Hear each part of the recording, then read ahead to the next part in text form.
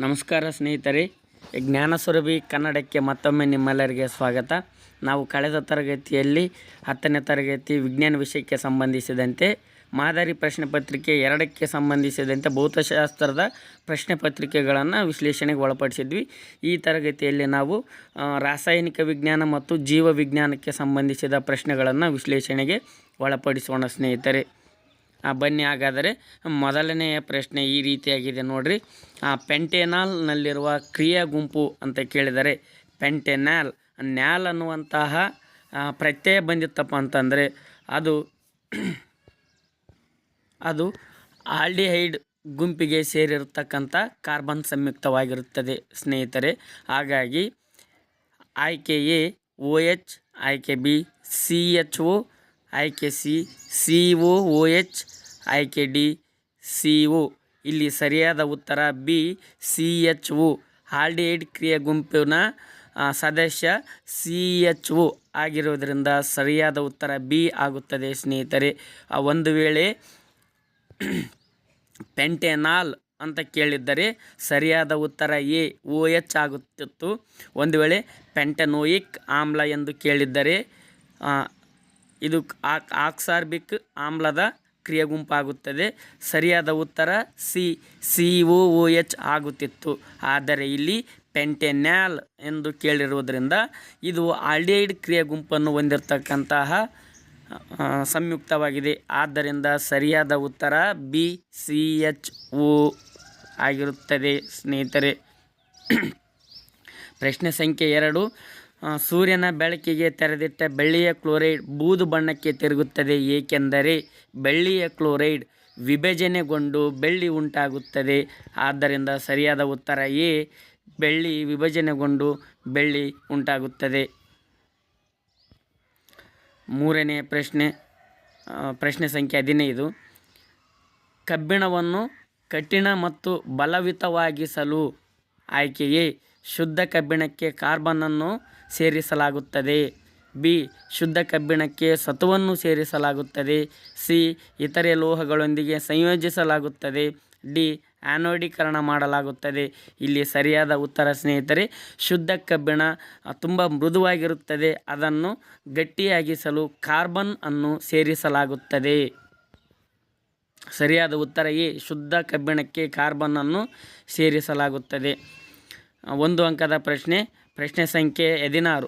Hydrochloric ಆಮ್ಲವನ್ನು ಪ್ರಬಲ ಆಮ್ಲ ಎನ್ನಲಾಗುವುದು ಏಕೆ? ಉತ್ತರ ಹೈಡ್ರೋಕ್ಲೋರಿಕ್ ಆಮ್ಲವು ನೀರಿನಲ್ಲಿ ಸಂಪೂರ್ಣವಾಗಿ ಅಯಾನುಗಳಾಗಿ ವಿಭಜನೆಗೊಳ್ಳುತ್ತದೆ.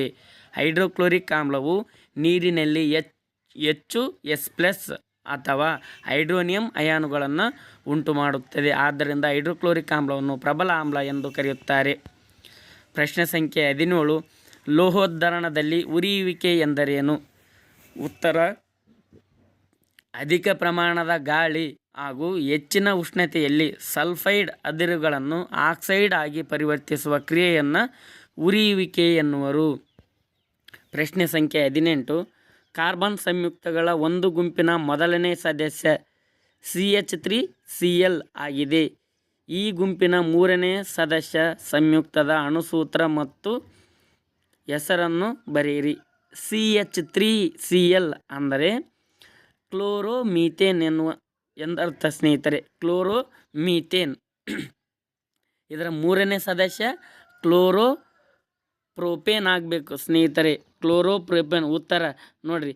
ಅಣುಸೂತ್ರ C3H7Cl, ಸಂಯುಕ್ತದ ಹೆಸರು ಕ್ಲೋರೋಪ್ರೋಪೇನ್. ಪ್ರಶ್ನೆ ಸಂಖ್ಯೆ 19. 2 ಅಂಕದ ಪ್ರಶ್ನೆ. ಘನ ಸೋಡಿಯಂ ಕ್ಲೋರೈಡನ್ನು ಹೊಂದಿರುವ ಪ್ರಾಣಾಳಕ್ಕೆ ಸಾರೀಕೃತ ಸಲ್ಫ್ಯೂರಿಕ್ ಆಮ್ಲವನ್ನು ಸೇರಿಸಿದಾಗ X ಅನಿಲ ಬಿಡುಗಡೆಯಾಗುತ್ತದೆ. ಈ ಅನಿಲವನ್ನು ನೀರಿಗೆ ಹಾಯಿಸಿದಾಗ ಉಂಟಾಗುವ ಅಯಾನುಗಳು ಯಾವುವು? X ಅನಿಲವನ್ನು ಕ್ಲೋರೋ ಆಲ್ಕಲಿ ಪ್ರಕ್ರಿಯೆಯಲ್ಲಿ ದೊರೆಯುವ ಪ್ರತ್ಯಾಮ್ಲೀಯ ಜಲೀಯ ದ್ರಾವಣಕ್ಕೆ ಹಾಯಿಸಿದಾಗ ದೊರೆಯುವ ಉತ್ಪನ್ನಗಳು ಯಾವುವು ಅಂತೇಳಿ ಇನ್ಡೆಪ್ತ್ ಪ್ರಶ್ನೆ ಇದೆ ಸ್ನೇಹಿತರೆ. ನೋಡಿರಿ, ಘನ ಸೋಡಿಯಂ ಕ್ಲೋರೈಡನ್ನು ಸಾರೀಕೃತ ಸಲ್ಫ್ಯೂರಿಕ್ ಆಮ್ಲವನ್ನು ಸೇರಿಸಿದಾಗ X ಅನಿಲ ಬಿಡುಗಡೆ ಆಗುತ್ತದೆ. ಆ X ಅನಿಲ ಯಾವುದಪ್ಪ ಅಂತಂದ್ರೆ ಹೈಡ್ರೋಜನ್ ಕ್ಲೋರೈಡ್ ಅಂತೇಳಿ ಕರಿತೀವಿ ಸ್ನೇಹಿತರೆ. Hydrogen chloride.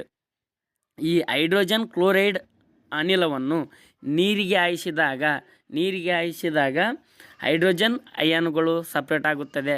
ಹೈಡ್ರೋಜನ್ ಅಯಾನು ಅಥವಾ H+ ಅಯಾನು ಅಥವಾ ಹೈಡ್ರೋನಿಯಂ ಅಯಾನುಗಳು ಮತ್ತು ಕ್ಲೋರಿನ್ ಅಯಾನುಗಳು ಉಂಟಾಗುತ್ತವೆ. ಇಲ್ಲಿ X ಅನಿಲವನ್ನು ಕ್ಲೋರೋ ಆಲ್ಕಲಿ ಪ್ರಕ್ರಿಯೆಯಲ್ಲಿ ದೊರೆಯುವ ಪ್ರತ್ಯಾಮ್ಲೀಯ ಜಲೀಯ ದ್ರಾವಣ ಅಂತಂದರೆ, ಪ್ರತ್ಯಾಮ್ಲೀಯ ಜಲೀಯ ದ್ರಾವಣ ಯಾವುದಪ್ಪ ಅಂದ್ರೆ ಸೋಡಿಯಂ ಹೈಡ್ರಾಕ್ಸೈಡ್ ಸ್ನೇಹಿತರೆ. ಆ ಸೋಡಿಯಂ ಹೈಡ್ರಾಕ್ಸೈಡ್ ಜಲೀಯ ದ್ರಾವಣಕ್ಕೆ ಹೈಡ್ರೋಜನ್ ಕ್ಲೋರೈಡ್ ಅನಿಲವನ್ನು ಸೇರಿಸಿದಾಗ ಸೋಡಿಯಂ ಕ್ಲೋರೈಡ್ ಮತ್ತು ನೀರು ಉತ್ಪನ್ನಗಳು ಉಂಟಾಗುತ್ತವೆ. 20ನೇ ಪ್ರಶ್ನೆ, ವಿಲೀನತೆ, ದ್ರವಣ ಬಿಂದು, ಭೌತ ಸ್ಥಿತಿ ಮತ್ತು ವಿದ್ಯುತ್ ವಾಹಕತೆಗೆ ಸಂಬಂಧಿಸಿದಂತೆ ಅಯಾನಿಕ ಸಂಯುಕ್ತಗಳ ಗುಣಗಳನ್ನು ಬರೆಯಿರಿ. ಉತ್ತರ, ವಿಲೀನತೆ. ಇವು ಅಯಾನಿಕ ಸಂಯುಕ್ತಗಳು ನೀರಿನಲ್ಲಿ ವಿಲೀನವಾಗುತ್ತವೆ ಅಥವಾ ಸಾವಯವ ದ್ರಾವಕದಲ್ಲಿ ವಿಲೀನವಾಗುವುದಿಲ್ಲ. ದ್ರವಣ ಬಿಂದು, ಅಯಾನಿಕ ಸಂಯುಕ್ತಗಳು ಹೆಚ್ಚಿನ ದ್ರವಣ ಬಿಂದುವನ್ನು ಹೊಂದಿವೆ.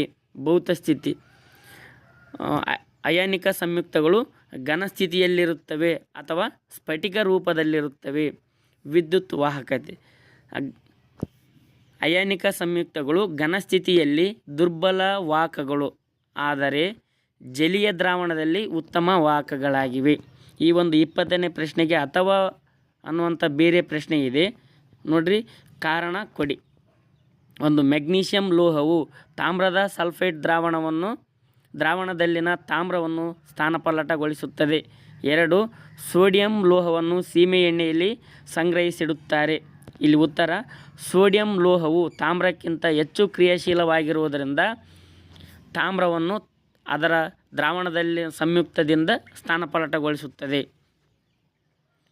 ಇಲ್ಲಿ ಸೋಡಿಯಂ ಲೋಹವು ಸೀಮೆ ಎಣ್ಣೆಯೊಂದಿಗೆ ವರ್ತಿಸುವುದಿಲ್ಲ ಅಥವಾ ಸೋಡಿಯಂ ಲೋಹವು ಗಾಳಿ ಮತ್ತು ನೀರಿನೊಂದಿಗೆ ಕ್ಷಿಪ್ರವಾಗಿ ವರ್ತಿಸುವುದರಿಂದ ಸೋಡಿಯಂನ್ನು ಸೀಮೆ ಎಣ್ಣೆಯಲ್ಲಿ ಸಂಗ್ರಹಿಸಿರುತ್ತಾರೆ. ಪ್ರಶ್ನೆ ಸಂಖ್ಯೆ 21, ಸಾಬೂನು ಕೊಳೆಯನ್ನು ಸ್ವಚ್ಛಗೊಳಿಸುವ ಪ್ರಕ್ರಿಯೆಯನ್ನು ವಿವರಿಸಿ. ಉತ್ತರ, ಸಾಬೂನಿನ ಅಣುಗಳು ಜಲಾಕರ್ಷಕ ಅಥವಾ ಅಯಾನಿಕ ಅಲ್ಲದ ತುದಿ ಮತ್ತು ಜಲವಿಕರ್ಷಕ ಅಥವಾ ಅಯಾನಿಕ ತುದಿಗಳನ್ನು ಹೊಂದಿವೆ.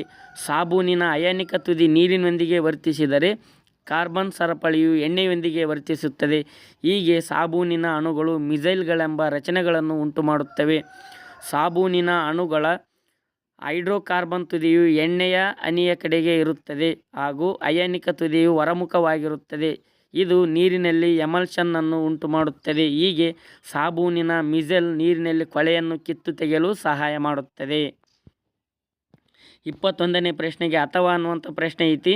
ಕಾರ್ಬನ್ ಪರಮಾಣುಗಳು C4+ ಅಥವಾ ಕ್ಯಾಟ್ ಅಯಾನು ಅಥವಾ C4- ಯಾನ್ ಅಯಾನ್ಗಳನ್ನು ಉಂಟು ಮಾಡುವುದಿಲ್ಲ, ಏಕೆ?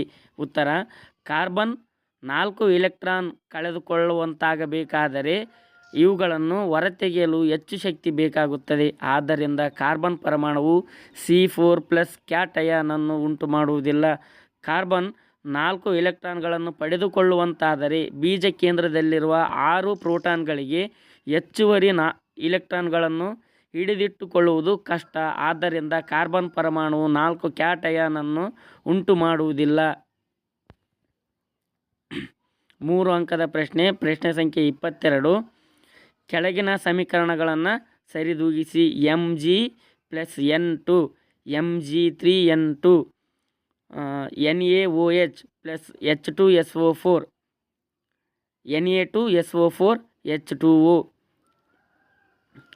AlOH3 Al2O3 H2. ಉತ್ತರ, 3Mg+N2 Mg3N2 2NaOH H2SO4 Na2SO4 2H2O 2AlOH3 La2O3 3H2O. ಅಥವಾ ಕೆಳಗಿನ ರಾಸಾಯನಿಕ ಕ್ರಿಯೆಗಳನ್ನು ರಾಸಾಯನಿಕ ಸಮೀಕರಣಗಳಾಗಿ ಪರಿವರ್ತಿಸಿ. ತಾಮ್ರವು ಸಾರೀಕೃತ ನೈಟ್ರಿಕ್ ಆಮ್ಲದೊಂದಿಗೆ ವರ್ತಿಸಿದಾಗ, ಪೊಟ್ಯಾಷಿಯಂ ಬ್ರೋಮೈಡ್ ದ್ರಾವಣಕ್ಕೆ ಬೆಳ್ಳಿಯ ನೈಟ್ರೇಟ್ ದ್ರಾವಣವನ್ನು ಸೇರಿಸಿದಾಗ, ಸತುವಿನ ಆಕ್ಸೈಡನ್ನು ಕೋಕ್ನಿಂದ ಅಪಕರ್ಷಣೆಗೆ ಒಳಪಡಿಸಿದಾಗ. ನೋಡ್ರಿ, ತಾಮ್ರವು ಕಾಪರ್ Cu ಪ್ಲಸ್ ನೈಟ್ರಿಕ್ ಆಮ್ಲ HNO3 copper nitrate plus nitrogen dioxide plus H2O. Potassium bromide KBr plus ಬೆಳ್ಳಿಯ ನೈಟ್ರೇಟ್, ಪೊಟ್ಯಾಷಿಯಂ ನೈಟ್ರೇಟ್ ಬೆಳ್ಳಿಯ ಬ್ರೋಮೈಡ್. ಸತುವಿನ oxide plus carbon Zn plus CO. ಪ್ರಶ್ನೆ ಸಂಖ್ಯೆ 23 ಎ. ಆಮ್ಲ ಮಳೆ ಎಂದರೇನು? ಬಿ. ಆಮ್ಲವು ಲೋಹದ ಕಾರ್ಬನೇಟ್ನೊಂದಿಗೆ ವರ್ತಿಸಿದಾಗ ಬಿಡುಗಡೆಯಾಗುವ ಅನಿಲ ಯಾವುದು? ಅಡಿಗೆ ಸೋಡಾದ ರಾಸಾಯನಿಕ ಹೆಸರು ಮತ್ತು ಅಣುಸೂತ್ರವನ್ನು ಬರೆಯಿರಿ. ಆಮ್ಲ ಮಳೆ ಎಂದರೆ ಆ ಮಳೆಯ ನೀರಿನ pH ಮೌಲ್ಯವು 5.6ಗಿಂತ ಕಡಿಮೆಯಾದಾಗ ಅದನ್ನು ಆಮ್ಲ ಮಳೆ ಎನ್ನುತ್ತಾರೆ. ಆಮ್ಲವು ಲೋಹದ ಕಾರ್ಬನೇಟ್ನೊಂದಿಗೆ ವರ್ತಿಸಿದಾಗ ಬಿಡುಗಡೆಯಾಗುವ ಅನಿಲ ಕಾರ್ಬನ್ ಡೈಆಕ್ಸೈಡ್. ಅಡಿಗೆ ಸೋಡಾದ ರಾಸಾಯನಿಕ ಹೆಸರು ಸೋಡಿಯಂ ಹೈಡ್ರೋಜನ್ ಕಾರ್ಬನೇಟ್ ಅಥವಾ ಸೋಡಿಯಂ ಬೈಕಾರ್ಬನೇಟ್. ಅಣುಸೂತ್ರ NaHCO3. ಪ್ರಶ್ನೆ ಸಂಖ್ಯೆ 24 ಲೋಹದ ಮೇಲೆ ಅಭೇಯ ವರ್ತನೆಯನ್ನು ತೋರಿಸಲು ಉಪಯೋಗಿಸುವ ಉಪಕರಣಗಳ ಜೋಡಣೆಯ ಚಿತ್ರವನ್ನು ಬರೆಯಿರಿ. ಕೆಳಗಿನ ಭಾಗಗಳನ್ನು ಗುರುತಿಸಿ. ನೀರಿನಲ್ಲಿ ಎದ್ದಿದ ಗಾಜಿನ ನೂಲು ನಿರ್ಗಮನ ನಾಳ.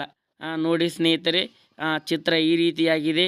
ನೀರಿನಲ್ಲಿ ಎದ್ದಿದ್ದ ಗಾಜಿನ ನೂಲು ಮತ್ತು ನಿರ್ಗಮನ ನಾಳವನ್ನು ಗುರುತಿಸಿದರೆ ನೀವು ಗಮನಿಸಬೇಕು. ಪ್ರಶ್ನೆ ಸಂಖ್ಯೆ 25 4 ಅಂಕದ ಪ್ರಶ್ನೆ. C3H7COOH ನ ಅಣುವಿನಲ್ಲಿರುವ ಏಕಬಂಧಗಳು ಮತ್ತು ದ್ವಿಬಂಧಗಳ ಸಂಖ್ಯೆ ಎಷ್ಟು ಅಂತ ಕೇಳಿದರೆ ಸ್ನೇಹಿತರೆ, ಇದನ್ನು ನಾವು ಬಂಟನೋಯಿಕ್ ಆ್ಯಸಿಡ್ ಅಥವಾ ಬಂಟ್ರಿಕ್ ಆಕ್ಸಿಡ್ ಅಂತೇಳಿ ಕರಿತೀವಿ. ಅಂದರೆ ಇದು ಆಸ್ಕಾರ್ಬಿಕ್ ಆಮ್ಲಗಳ ಕ್ರಿಯಾ ಗುಂಪಿನ ಒಂದು ಸದಸ್ಯ ಸ್ನೇಹಿತರೆ. ಇಲ್ಲಿ ಏಕಬಂಧಗಳು ಎಷ್ಟದವ, ದ್ವಿಬಂಧಗಳು ಎಷ್ಟದವ ಅಂತ ಕೇಳಿದ್ದಾರೆ ಸ್ನೇಹಿತರೆ. ಹಾಗಾಗಿ ಇಲ್ಲಿ ಕ್ರಿಯಾ ಗುಂಪು ಯಾವ ಕ್ರಿಯಾ ಗುಂಪು ಇರುತ್ತೆ ನೋಡ್ರಿ, ಆ ಕ್ರಿಯಾ ಗುಂಪು ಮಾತ್ರ ಒಂದು ದ್ವಿಬಂಧವನ್ನು ಹೊಂದಿರುತ್ತದೆ, ಉಳಿದಿರುವೆಲ್ಲವೂ ಏಕಬಂಧಗಳಾಗಿರುತ್ತವೆ. ಆದ್ದರಿಂದ ಇಲ್ಲಿ ಸ್ನೇಹಿತರೆ C3 ಇರೋದ್ರಿಂದ 3 ಕಾರ್ಬನ್ ಪರಮಾಣುಗಳು 3 ಕಾರ್ಬನ್ನೊಂದಿಗೆ ಏಕಬಂಧ. ನೆಕ್ಸ್ಟ್ 7 H7 ಇರೋದ್ರಿಂದ ಹೈಡ್ರೋಜನ್ 7 ಹೈಡ್ರೋಜನ್ ಪರಮಾಣುಗಳೊಂದಿಗೆ 7 ಏಕಬಂಧ 10 ಏಕಬಂಧ ಆಯಿತು. ಮತ್ತು ಇಲ್ಲಿ ಒಂದು O ಮತ್ತು Hಗಳ ನಡುವಿನ ಒಂದೊಂದು ಏಕಬಂಧ, ಅಂದರೆ 12 ಏಕಬಂಧ, ಒಂದು O ಮತ್ತು Cಗಳ ನಡುವಿನ ಒಂದು ದ್ವಿಬಂಧ ಸ್ನೇಹಿತರೆ. ಹಾಗಾಗಿ 12 ಏಕಬಂಧಗಳು ಒಂದು ದ್ವಿಬಂಧವನ್ನು ಹೊಂದಿದೆ. ಸೈಕ್ಲೋಪೆಂಟೇನ್ ಮತ್ತು ಪ್ರೊಪೆನಾಲ್ಗಳ ರಚನಾ ಸೂತ್ರವನ್ನು ಬರೆಯಿರಿ.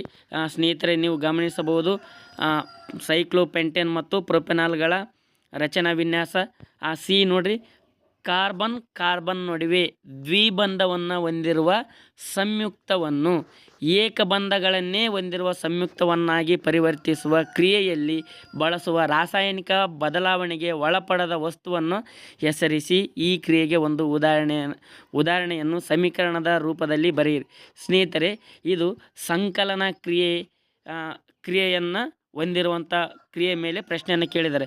ಸಂಕಲನ ಕ್ರಿಯೆ ಹೊಂದಬೇಕಪ್ಪ ಅಂದ್ರೆ ಅಪರ್ಯಾಪ್ತ ಕಾರ್ಬನ್ಗಳನ್ನು ಪರ್ಯಾಪ್ತ ಕಾರ್ಬನ್ಗಳು, ದ್ವಿಬಂಧವನ್ನು ಹೊಂದಿರುವಂಥ ಕಾರ್ಬನ್ ಸಂಯುಕ್ತಗಳನ್ನು ಏಕಬಂಧ ಹೊಂದಿರುವಂಥ ಕಾರ್ಬನ್ ಸಂಯುಕ್ತವಾಗಿ ಪರಿವರ್ತಿಸುವಂಥ ಕ್ರಿಯೆಯನ್ನು ನಾವು ಸಂಕಲನ ಕ್ರಿಯೆ ಅಂತೇಳಿ ಕರಿತೀವಿ. ಅಲ್ಲಿ ಬಳಸುವಂಥ ರಾಸಾಯನಿಕ ಬದಲಾವಣೆಗೆ ಒಳಪಡದ ವಸ್ತು ಸ್ನೇಹಿತರೆ ಕ್ರಿಯಾವರ್ಧಕಗಳು ಅಂತೇಳಿ ಕರಿತೀವಿ ನಾವು. ಆ ಕ್ರಿಯಾವರ್ಧಕಗಳು ಯಾವುವು? ನಿಕ್ಕಲ್ ಅಥವಾ ಪೆಲ್ಲೇಡಿಯಂನಂಥ ಕ್ರಿಯಾವರ್ಧಕಗಳು ಅಂತೇಳಿ ಬರಿಬೇಕು ಸ್ನೇಹಿತರೆ. ನೋಡಿರಿ, ಅದಕ್ಕೆ ಒಂದು ರಚನಾ ವಿನ್ಯಾಸ, ರಚನಾ ವಿನ್ಯಾಸ ಈ ರೀತಿಯಾಗಿದೆ, ನೀವು ಗಮನಿಸಬಹುದು. ಇಷ್ಟು ಏನಾಗಿತ್ತಪ್ಪ ಅಂತಂದರೆ ರಾಸಾಯನಿಕ ವಿಜ್ಞಾನಕ್ಕೆ ಸಂಬಂಧಿಸಿದ ಪ್ರಶ್ನೆಗಳಾಗಿದ್ದವು. ಈ ಮುಂದಿನದಾಗಿ ಜೀವ ವಿಜ್ಞಾನಕ್ಕೆ ಸಂಬಂಧಿಸಿದ ಪ್ರಶ್ನೆಗಳು ಸ್ನೇಹಿತರೆ. ಬರೀ ಮೊದಲನೇ ಪ್ರಶ್ನೆ ಬಹು ಆಯ್ಕೆ. ಪ್ರಶ್ನೆ ಸಂಖ್ಯೆ 26 ಕೆಳಗಿನ ಚಿತ್ರವನ್ನು ಗಮನಿಸಿ X ರಚನೆಯ ಲಕ್ಷಣ ಮತ್ತು ಕಾರ್ಯವು ಕ್ರಮವಾಗಿ ನೋಡಿರಿ ಎಕ್ಸ್ ಗುರುತಿಸಿರಲ್ಲ ಸ್ನೇಹಿತರೆ, ಅವುಗಳನ್ನು ನಾವು ಬೀಜಕಗಳು ಅಂತೇಳಿ ಕರಿತೀವಿ. ಆ ಬೀಜಕಗಳ ಲಕ್ಷಣ ಏನು ಸ್ನೇಹಿತರೆ? ಆ ಬೀಜಕಗಳ ಲಕ್ಷಣ ಇವು ದಪ್ಪವಾದ ಭಿತ್ತಿಯನ್ನು ಹೊಂದಿರುತ್ತವೆ ಮತ್ತು ಅವುಗಳ ಕಾರ್ಯ ಏನು? ಆ ಕಾರ್ಯ ಹೊಸ ರೈಜೋಪಸ್ಗಳಾಗಿ ಬೆಳೆಯುತ್ತವೆ. ನೋಡಿರಿ ಆಯ್ಕೆಯೇ ಭಿತ್ತಿಯು ಇರುವುದಿಲ್ಲ ಮತ್ತು ಪರಾಗಸ್ಪರ್ಶ ಮಾಡುತ್ತದೆ. ಬಿ ದಪ್ಪನಾದ ಭಿತ್ತಿಯನ್ನು ಹೊಂದಿದೆ ಮತ್ತು ಹೊಸ ರೈಜೋಪಸ್ ಆಗಿ ಬೆಳೆಯುತ್ತದೆ. ಸಿ ತೆಳುವಾದ ಭಿತ್ತಿಯನ್ನು ಹೊಂದಿದೆ ಮತ್ತು ಹೊಸ ರೈಜೋಪಸ್ ಆಗಿ ಬೆಳೆಯುತ್ತದೆ. ಡಿ ದಪ್ಪನಾದ ಭಿತ್ತಿಯನ್ನು ಹೊಂದಿದೆ ಮತ್ತು ಪರಾಗಸ್ಪರ್ಶ ಮಾಡುತ್ತದೆ. ಇಲ್ಲಿ ಸರಿಯಾದ ಉತ್ತರ ಬಿ ದಪ್ಪನಾದ ಭಿತ್ತಿಯನ್ನು ಹೊಂದಿದೆ ಮತ್ತು ಹೊಸ ರೈಜೋಪಸ್ ಆಗಿ ಬೆಳೆಯುತ್ತದೆ. ಪ್ರಶ್ನೆ ಸಂಖ್ಯೆ 27 ಪಿತ್ತರಸಕ್ಕೆ ಸಂಬಂಧಿಸಿದಂಥ ಸರಿಯಾದ ಹೇಳಿಕೆ. ಆ ಪಿತ್ತರಸವು ಯಕೃತ್ನಿಂದ ಸ್ರವಿಕೆಯಾಗುತ್ತದೆ ಮತ್ತು ಆಹಾರವನ್ನು ಪ್ರತ್ಯಾಮ್ಲೀಯಗೊಳಿಸುತ್ತದೆ. ಸರಿಯಾದ ಉತ್ತರ ಸಿ ಯಕೃತ್ನಿಂದ ಸ್ರವಿಕೆಯಾಗುತ್ತದೆ ಮತ್ತು ಆಹಾರವನ್ನು ಪ್ರತ್ಯಾಮ್ಲೀಯಗೊಳಿಸುತ್ತದೆ. ಪ್ರಶ್ನೆ ಸಂಖ್ಯೆ 28 ಕೆಳಗಿನವುಗಳಲ್ಲಿ ಜೀನ್ ಅಥವಾ ವಂಶವಾಹಿಗಳಿಗೆ ಸಂಬಂಧಿಸಿದಂತೆ ಸರಿಯಾದ ಹೇಳಿಕೆಗಳು. 1 DNA ಘಟಕವಾಗಿದೆ. 2 ಪ್ರೋಟೀನ್ನ ಮಾಹಿತಿಯ ಮೂಲವಾಗಿದೆ. 3 ಒಂದೇ ಜೀನ್ನ ಹಲವಾರು ಪ್ರೋಟೀನ್ಗಳನ್ನು ಸಂಶ್ಲೇಷಿಸುತ್ತದೆ. 4 ಕಿಣ್ವವಾಗಿ ಕಾರ್ಯನಿರ್ವಹಿಸುತ್ತದೆ. ಆಪ್ಷನ್ ಎ 1 ಮಾತ್ರ, ಆಪ್ಷನ್ ಬಿ 1 ಮತ್ತು 2 ಮಾತ್ರ, ಆಪ್ಷನ್ ಸಿ 1, 3, 4 ಮಾತ್ರ, ಆಪ್ಷನ್ ಡಿ 1, 2, 3 ಮಾತ್ರ. ಇಲ್ಲಿ ಸರಿಯಾದ ಉತ್ತರ 1 ಮತ್ತು 2 ಮಾತ್ರ ಸ್ನೇಹಿತರೆ. ಇಲ್ಲಿ ವಂಶವಾಹಿಗಳು ಜೀನ್ಸ್ ಅಂತೇಳಿ ಕರಿತೀವಿ ನಾವು. ಜೀನ್ಸ್ಗಳು DNA ಮೂಲ ಘಟಕವಾಗಿವೆ ಮತ್ತು ಪ್ರೋಟೀನ್ನ ಮಾಹಿತಿಯ ಮೂಲವಾಗಿವೆ. 1 ಅಂಕದ ಪ್ರಶ್ನೆಗಳು. ಪ್ರಶ್ನೆ ಸಂಖ್ಯೆ 29 DNA ಸ್ವಪ್ರತೀಕರಣ ಎಂದರೇನು? ಕೋಶ ವಿಭಜನೆಯ ಸಿದ್ಧತಾ ಹಂತದಲ್ಲಿ ಮಾತೃಜೀವಕೋಶದ DNA ತನ್ನನ್ನು ತಾನು ನಕಲು ಮಾಡಿಕೊಳ್ಳುವ ಪ್ರಕ್ರಿಯೆಯನ್ನು DNA ಸ್ವಪ್ರತೀಕರಣ ಎಂದು ಕರೆಯುತ್ತಾರೆ. ಪ್ರಶ್ನೆ ಸಂಖ್ಯೆ 30 ಮಾನವನ ದೇಹದಲ್ಲಿ ರಕ್ತದಲ್ಲಿರುವ ಹಿಮೋಗ್ಲೋಬಿನ್ ಪ್ರಮಾಣಕ್ಕೂ ಬಿಡುಗಡೆಯಾಗುವ ATP ಪ್ರಮಾಣಕ್ಕೂ ಇರುವ ಸಂಬಂಧವೇನು? ಸ್ನೇಹಿತರೆ, ರಕ್ತದಲ್ಲಿರುವ ಹಿಮೋಗ್ಲೋಬಿನ್ ಪ್ರಮಾಣ ಹೆಚ್ಚಾದಂತೆ ಜೀವಕೋಶಗಳಿಗೆ ಆಕ್ಸಿಜನ್ನ ಪೂರೈಕೆಯು ಹೆಚ್ಚಾಗುತ್ತದೆ. ಆದ್ದರಿಂದ ಬಿಡುಗಡೆಯಾಗುವ ATPಯ ಪ್ರಮಾಣವೂ ಸಹಿತ ಹೆಚ್ಚಾಗುತ್ತದೆ. ಪ್ರಶ್ನೆ ಸಂಖ್ಯೆ 31 ಸಸ್ಯಗಳಲ್ಲಿ ಅಬ್ಸಿಸಿಕ್ ಆಮ್ಲದ ಕಾರ್ಯವೇನು? ಸರಿಯಾದ ಉತ್ತರ ಸಸ್ಯದ ಬೆಳವಣಿಗೆಯನ್ನು ಕುಂಠಿತಗೊಳಿಸುತ್ತದೆ ಅಥವಾ ನಿರ್ಬಂಧಿಸುತ್ತದೆ. 2 ಅಂಕದ ಪ್ರಶ್ನೆ. ಪ್ರಶ್ನೆ ಸಂಖ್ಯೆ 32 ನೆಫ್ರಾನ್ನ ರಚನೆಯನ್ನು ತೋರಿಸುವ ಚಿತ್ರವನ್ನು ಬರೆಯಿರಿ. ಗ್ಲಾಮರುಲಸ್ ಅನ್ನು ಗುರುತಿಸಿ. ನೋಡಿರಿ, ನೆಫ್ರಾನ್ನ ರಚನೆ ಈ ರೀತಿಯಾಗಿದೆ. ಆ ಗ್ಲಾಮರುಲಸ್ ಗುರುತಿಸಿದರೆ ನೀವು ಚಿತ್ರವನ್ನು ಗಮನಿಸಬೇಕು. ಪ್ರಶ್ನೆ ಸಂಖ್ಯೆ 33 ಎ ಪರಾವರ್ತಿತ ಚಾಪದ ಪ್ರಮುಖ ಭಾಗಗಳನ್ನು ಹೆಸರಿಸಿ. ಮಾನವರಲ್ಲಿ ಲೈಂಗಿಕ ಪರಿಪಕ್ವತೆಗೆ ಕಾರಣವಾದ ಹಾರ್ಮೋನ್ಗಳನ್ನು ಯಾವುವು?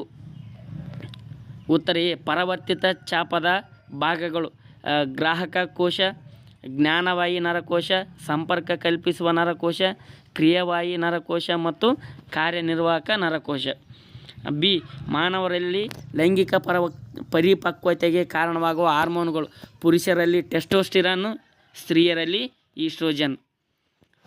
3 ಅಂಕದ ಪ್ರಶ್ನೆಗಳು. ಪ್ರಶ್ನೆ ಸಂಖ್ಯೆ 34 ಮಾನವನ ಮೆದುಳಿನ ರಚನೆಯನ್ನು ತೋರಿಸುವ ಚಿತ್ರವನ್ನು ಬರೆಯಿರಿ. ಕೆಳಗಿನ ಭಾಗಗಳನ್ನು ಗುರುತಿಸಿ. ಮಹಾಮಸ್ತಿಷ್ಕ ಮತ್ತು ಪಾನ್ಸ್. ನೋಡಿರಿ ಸ್ನೇಹಿತರೆ, ಮೆದುಳು ಈ ರೀತಿಯಾಗಿದೆ. ಮಹಾಮಸ್ತಿಷ್ಕ ಮತ್ತು ಪಾನ್ಸನ್ನು ಗುರುತಿಸಿದರೆ ನೀವು ಗಮನಿಸಬೇಕು. ಪ್ರಶ್ನೆ ಸಂಖ್ಯೆ 35 ಕೆಂಪು ಬಣ್ಣದ ಹೂಗಳನ್ನು ಬಿಡುವ ಎತ್ತರವಾದ ಬಟಾಣಿ ಸಸ್ಯವನ್ನು ಬಿಳಿ ಬಣ್ಣದ ಹೂಗಳನ್ನು ಬಿಡುವ ಗಿಡ್ಡವಾದ ಬಟಾಣಿ ಸಸ್ಯದೊಂದಿಗೆ ಸಂಕರಣಗೊಳಿಸಿದಾಗ F2 ಪೀಳಿಗೆಯ ಫಲಿತಾಂಶವನ್ನು ಚೆಕ್ಕರ್ ಬೋರ್ಡ್ನ ಸಹಾಯದಿಂದ ತೋರಿಸಿ ಮತ್ತು ಸಸ್ಯಗಳ ವಿವಿಧ ಅನುಪಾತವನ್ನು ಬರೆಯಿರಿ. ನೋಡಿರಿ ಸ್ನೇಹಿತರೆ, ಉತ್ತರ ಚೆಕ್ಕರ್ ಬೋರ್ಡ್ ಈ ರೀತಿಯಾಗಿದೆ. ನೀವು ಗಮನಿಸಬೇಕು, ಇದು ದ್ವಿತಳೀಕರಣದ ಚೆಕ್ಕರ್ ಬೋರ್ಡ್ ಆಗಿದೆ. ನೀವು ಕಂಪಲ್ಸರಿಯಾಗಿ ಒಂದು ಚೆಕ್ಕರ್ ಬೋರ್ಡನ್ನು ನೀವು ಪ್ರಾಕ್ಟೀಸ್ ಮಾಡಲೇಬೇಕಾಗುತ್ತದೆ ಸ್ನೇಹಿತರೆ. ಈಗ ನೋಡಿರಿ, ಆ ಸಸ್ಯಗಳ ವಿವಿಧ ಅನುಪಾತಗಳು 9:3:3:1 ಆಗಿರುತ್ತದೆ. ಇದು ದ್ವಿತಳೀಕರಣಕ್ಕೆ ಸಂಬಂಧಿಸಿದ ಚೆಕ್ಕರ್ ಬೋರ್ಡ್ ಆಗಿದೆ. ನೀವು ಸ್ವಲ್ಪ ಗಮನವಿಟ್ಟು ನೋಡಿಕೊಳ್ಳಬೇಕು. ಈ ಒಂದು ದ್ವಿತಳೀಕರಣಕ್ಕೆ ಅಥವಾ ಅನ್ನುವಂಥ ಪ್ರಶ್ನೆ ಇದೆ. ಅದು ನೋಡ್ರಿ ಏಕತಳೀಕರಣದ ಮೇಲೆ ಇದೆ. ಹಳದಿ ಬೀಜಗಳನ್ನು ಬಿಡುವ ಬಟಾಣಿ ಸಸ್ಯವನ್ನು ಹಸಿರು ಬೀಜಗಳನ್ನು ಬಿಡುವ ಬಟಾಣಿ ಸಸ್ಯದೊಂದಿಗೆ ಸಂಕರಣಗೊಳಿಸಿದೆ. F2 ಪೀಳಿಗೆಯ ಫಲಿತಾಂಶವನ್ನು ಚೆಕ್ಕರ್ ಬೋರ್ಡ್ನ ಸಹಾಯದಿಂದ ತೋರಿಸಿ. F2 ಪೀಳಿಗೆಯ ವ್ಯಕ್ತ ರೂಪ ಮತ್ತು ಜೀನ್ ನಮೂನೆಯ ಅನುಪಾತಗಳನ್ನು ಬರೆಯಿರಿ. ನೋಡ್ರಿ ಸ್ನೇಹಿತರೆ, ಏಕತಳೀಕರಣದ ಚೆಕ್ಕರ್ ಬೋರ್ಡ್ F2 ಪೀಳಿಗೆಯಲ್ಲಿ ದೊರೆಯುವ ಸಸ್ಯಗಳ ಚೆಕ್ಕರ್ ಬೋರ್ಡ್ ಈ ರೀತಿಯಾಗಿದೆ. ನೀವು ಗಮನಿಸಬೇಕು, ಪ್ರಾಕ್ಟೀಸ್ ಮಾಡಬೇಕು. ಒಂದು ವ್ಯಕ್ತ ರೂಪದ ಅನುಪಾತ 3:1, ಜೀನ್ ನಮೂನೆಯ ಅನುಪಾತ 1:2:1 ಆಗಿರುತ್ತದೆ. ನೋಡ್ರಿ ಪ್ರಶ್ನೆ ಸಂಖ್ಯೆ 36. ಜೈವಿಕ ವಿಘಟನೆಗೆ ಒಳಗಾಗುವ ವಸ್ತುಗಳು ಎಂದರೇನು? ಓಜೋನ್ ಪದರದ ಕುಸಿತಕ್ಕೆ ಕಾರಣವಾದ ಸಂಶ್ಲೇಷಿತ ರಾಸಾಯನಿಕ ಯಾವುದು? ವಿಘಟಕ ಜೀವಿಗಳಿಗೆ 2 ಉದಾಹರಣೆಗಳನ್ನು ಬರೆಯಿರಿ. ಜೈವಿಕ ವಿಘಟನೆಗೆ ಒಳಗಾಗುವ ವಸ್ತುಗಳು ಎಂದರೆ ಸೂಕ್ಷ್ಮ ಜೀವಿಗಳ ಚಟುವಟಿಕೆಯಿಂದ ವಿಭಜನೆಗೆ ಒಳಗಾಗುವ ವಸ್ತುಗಳನ್ನು ಜೈವಿಕ ವಿಘಟನೆಗೆ ಒಳಗಾಗುವ ವಸ್ತುಗಳು ಎಂದು ಕರೆಯುತ್ತಾರೆ. ಓಜೋನ್ ಪದರದ ಕುಸಿತಕ್ಕೆ ಕಾರಣವಾಗುವ ಸಂಶ್ಲೇಷಿತ ರಾಸಾಯನಿಕ ಕ್ಲೋರೋಫ್ಲೋರೋಕಾರ್ಬನ್ ಅಥವಾ CFC ಅಂತ ಹೇಳಿ ಕರಿತೀವಿ. ವಿಘಟಕ ಜೀವಿಗಳಿಗೆ ಉದಾಹರಣೆ ಬ್ಯಾಕ್ಟೀರಿಯಾಗಳು, ಶಿಲೀಂಧ್ರಗಳು ಆಗಿರುತ್ತವೆ ಸ್ನೇಹಿತರೆ. 4 ಅಂಕದ ಪ್ರಶ್ನೆ. ಪ್ರಶ್ನೆ ಸಂಖ್ಯೆ 37. ಎ ಮಹಾಪಧಮನಿ ಮತ್ತು ಪುಪ್ಪಸಕ ಅಭಿಧಮನಿಗಳ ಕಾರ್ಯಗಳೇನು? ಬಿ ಸಸ್ಯಗಳ ದ್ಯುತಿಸಂಶ್ಲೇಷಣೆಯಲ್ಲಿ ಜರುಗುವ ಘಟನೆಗಳನ್ನು ತಿಳಿಸಿ. ನೋಡ್ರಿ, ಮಹಾಪಧಮನಿಯ ಕಾರ್ಯ ಆಕ್ಸಿಜನ್ ಯುಕ್ತ ರಕ್ತವನ್ನು ಹೃದಯದಿಂದ ದೇಹದ ಎಲ್ಲ ಭಾಗಗಳಿಗೂ ಸಾಗಿಸುತ್ತದೆ. ಪುಪ್ಪಸಕ ಅಭಿಧಮನಿ ಆಕ್ಸಿಜನ್ ಯುಕ್ತ ರಕ್ತವನ್ನು ಶ್ವಾಸಕೋಶಗಳಿಂದ ಹೃದಯಕ್ಕೆ ಸಾಗಿಸುತ್ತದೆ. ದ್ಯುತಿಸಂಶ್ಲೇಷಣೆಯಲ್ಲಿ ಜರುಗುವ ಹಂತಗಳು. ಮೊದಲನೆಯದಾಗಿ ಕ್ಲೋರೋಫಿಲ್ನಿಂದ ಬೆಳಕಿನ ಶಕ್ತಿಯ ಹೀರುವಿಕೆ. ಬೆಳಕಿನ ಶಕ್ತಿಯು ರಾಸಾಯನಿಕ ಶಕ್ತಿಯಾಗಿ ಪರಿವರ್ತನೆಯಾಗುವುದು. ನೀರಿನ ಅಣುಗಳು ಹೈಡ್ರೋಜನ್ ಮತ್ತು ಆಕ್ಸಿಜನ್ ಆಗಿ ವಿಭಜಿಸಲ್ಪಡುವುದು. ಕಾರ್ಬನ್ ಡೈಆಕ್ಸೈಡ್ ಕಾರ್ಬೊನೇಟ್ ಆಗಿ ಪರಿವರ್ತಿಸಲ್ಪಡುವುದು. 37ನೇ ಪ್ರಶ್ನೆಗೆ ಅಥವಾ ಅನ್ನುವಂಥ ಪ್ರಶ್ನೆ ಎಂದಿದೆ. ಕೋಶೀಯ ಉಸಿರಾಟದ ಮೊದಲ ಹಂತದಲ್ಲಿ ಗ್ಲೂಕೋಸ್ ಅಣುವು ಕೋಶ ದ್ರವ್ಯದಲ್ಲಿ ಯಾವ ಅಣುವಾಗಿ ವಿಭಜಿಸಲ್ಪಡುತ್ತದೆ? ವಿಭಜನೆಗೊಂಡ ಅಣುವು ಸ್ನಾಯು ಕೋಶಗಳಲ್ಲಿ ಹೇಗೆ ವಿಭಜಿಸಲ್ಪಡುತ್ತದೆ? ಬಿ ಕ್ಸೈಲಮ್ ಮತ್ತು ಫ್ಲೋಯಮ್ಗಳಿಗಿರುವ ಯಾವುದಾದರೂ 2 ವ್ಯತ್ಯಾಸಗಳನ್ನು ಬರೆಯಿರಿ. ನೋಡಿ, ಕೋಶೀಯ ಉಸಿರಾಟದ ಮೊದಲ ಹಂತದಲ್ಲಿ ಗ್ಲೂಕೋಸ್ ಅಣುವು ಪೈರುವೇಟ್ ಆಗಿ ವಿಭಜನೆ ಹೊಂದುತ್ತದೆ. ಪೈರುವೇಟ್ ಸ್ನಾಯು ಜೀವಕೋಶಗಳಲ್ಲಿ ಆಕ್ಸಿಜನ್ ಕೊರತೆಯಿಂದ ಲ್ಯಾಕ್ಟಿಕ್ ಆಮ್ಲವಾಗಿ ವಿಭಜಿಸಲ್ಪಡುತ್ತದೆ. ಕ್ಸೈಲಮ್ ಮತ್ತು ಫ್ಲೋಯಮ್ ಅಂಗಾಂಶಗಳಿರುವ ವ್ಯತ್ಯಾಸಗಳು. ಕ್ಸೈಲಮ್ ಅಂಗಾಂಶವು ನೀರು ಮತ್ತು ಲವಣಗಳನ್ನು ಅಥವಾ ನಿರವಯವ ವಸ್ತುಗಳನ್ನು ಸಾಗಿಸುತ್ತದೆ. ಫ್ಲೋಯಮ್ ಅಂಗಾಂಶ ಆಹಾರ ಅಥವಾ ಸಾವಯವ ವಸ್ತುಗಳನ್ನು ಸಾಗಿಸುತ್ತದೆ. ಕ್ಸೈಲಮ್ ವಸ್ತುಗಳ ಹರಿವು ಏಕಮುಖವಾಗಿರುತ್ತದೆ. ಫ್ಲೋಯಮ್ ಅಂಗಾಂಶದಲ್ಲಿ ವಸ್ತುಗಳ ಹರಿವು ದ್ವಿಮುಖವಾಗಿರುತ್ತದೆ. ಕ್ಸೈಲಮ್ ನಳಿಕೆಗಳು ಮತ್ತು ನಾಳಗಳು ಬೇರಿನಿಂದ ಕಾಂಡಕ್ಕೆ ವಸ್ತುವನ್ನು ಸಾಗಿಸುತ್ತವೆ. ಜರಡಿನಾಳ ಮತ್ತು ಸಂಗಾತಿ ಜೀವಕೋಶಗಳು ವಸ್ತುಗಳನ್ನು ಎಲೆಗಳಿಂದ ಎಲ್ಲ ಭಾಗಗಳಿಗೂ ಸಾಗಿಸುತ್ತದೆ. ಶೋಷಣ ಒತ್ತಡದಿಂದ ಕಾರ್ಯನಿರ್ವಹಿಸುತ್ತದೆ. ಫ್ಲೋಯಮ್ ಅಂಗಾಂಶವು ಅಭಿಸರಣ ಒತ್ತಡದಿಂದ ಕಾರ್ಯನಿರ್ವಹಿಸುತ್ತದೆ. 5 ಅಂಕದ ಪ್ರಶ್ನೆ. ಪ್ರಶ್ನೆ ಸಂಖ್ಯೆ 38. ಎ ಸ್ತ್ರೀಯ ಗರ್ಭಾಶಯದಲ್ಲಿ ಭ್ರೂಣದ ಬೆಳವಣಿಗೆಯ ಹಂತದಲ್ಲಿ ಜರಾಯುವಿನ ಪಾತ್ರವೇನು?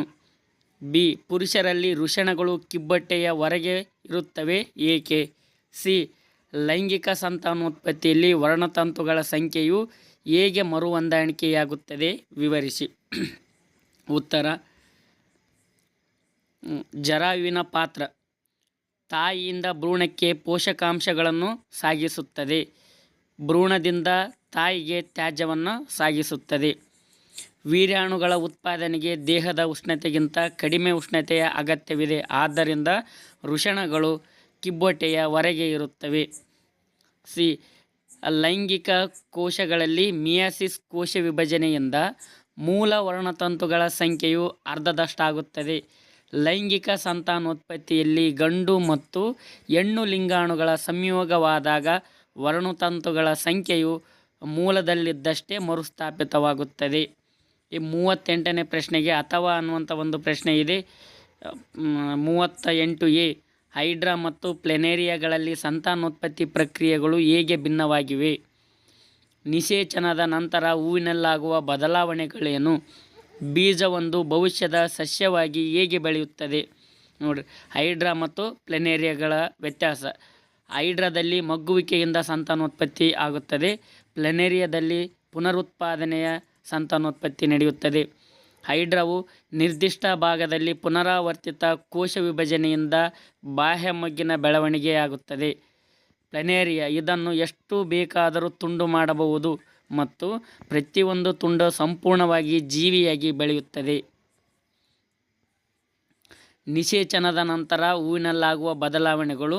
ನಿಷೇಚನದ ನಂತರ ಅಂಡಾಣುವಿನ ಒಳಗೆ ಯುಗ್ಮಜವು ಹಲವು ಬಾರಿ ವಿಭಜನೆ ಹೊಂದಿ ಭ್ರೂಣವನ್ನು ಉಂಟುಮಾಡುತ್ತದೆ. ಪುಷ್ಪದಳ, ಪುಷ್ಪಪತ್ರ, ಕೇಸರಗಳು, ಶಲಾಕನಳಿಕೆ ಮತ್ತು ಶಲಾಕಾಗ್ರಗಳು ಸುಕ್ಕಾಗಿ ಉದುರಿ ಹೋಗುತ್ತವೆ. ಅಂಡಾಣುವು ಒಂದು ಒರಟಾದ ಪದರವನ್ನು ಬೆಳೆಸಿಕೊಳ್ಳುತ್ತದೆ ಮತ್ತು ನಿಧಾನವಾಗಿ ಬೀಜವಾಗಿ ಪರಿವರ್ತನೆಗೊಳ್ಳುತ್ತದೆ.